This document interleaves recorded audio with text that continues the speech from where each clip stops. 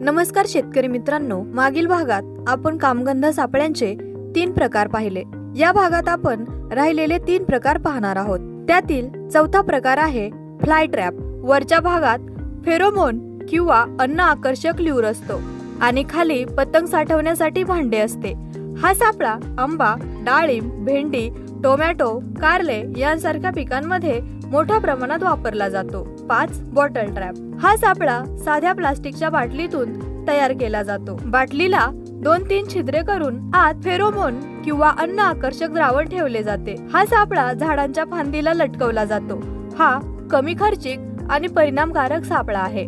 6. Bucket trap. Bucket trap हा प्लास्टिकच्या बादलीसारखा असतो। वरच्या झाकणात ल्यूर ठेवण्यासाठी कप असतो आणि खालचा भाग कीटक साठवण्यासाठी असतो।